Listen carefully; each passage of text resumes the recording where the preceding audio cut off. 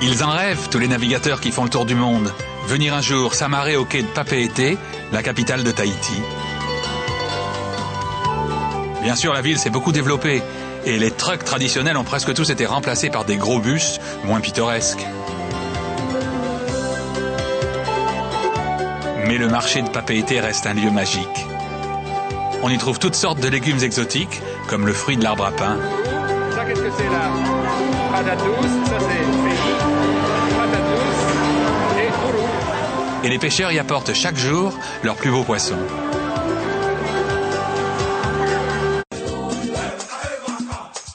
Mais il suffit de s'éloigner un peu de Papeete pour retrouver des paysages plus tranquilles. Sur ce promontoire, un havre de paix, le joli cimetière de la Pointe des Pêcheurs. On y remarque une tombe extraordinaire, celle d'un jeune surfeur qui a été tué sur sa planche par la foudre alors qu'il surfait aux îles sous le vent. Au long de la route de ceinture, de jolies églises et des temples. Et de petits étals où l'on achète des poissons ou des fruits et légumes. Ces arbres spectaculaires, les tulipiers du Gabon, sont hélas devenus une plaie car ils envahissent tous les versants de cette partie de l'île. Leurs graines sont disséminées par le vent et par les oiseaux.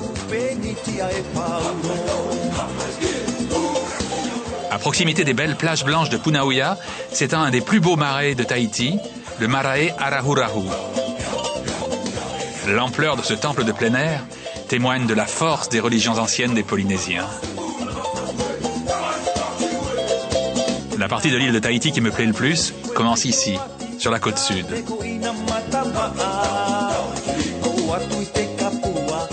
Protégée par un vaste lagon aux couleurs éclatantes,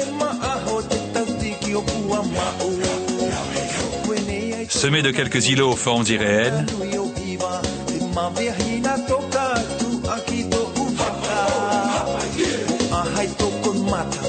les enfants viennent le dimanche se baigner dans une rivière baptisée le Bain de la Reine.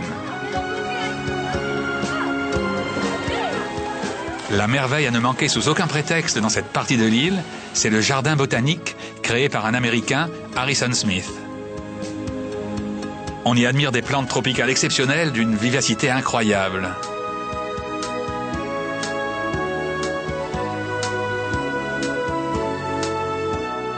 Des banians,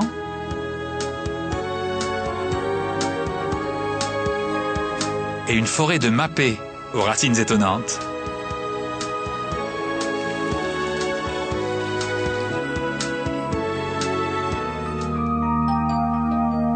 Voleur d'images, je suis un voleur d'images, et dans mes souvenirs, des chagrins, des plaisirs, des rêves, des désirs, des joies, des soupirs, mais je dois repartir.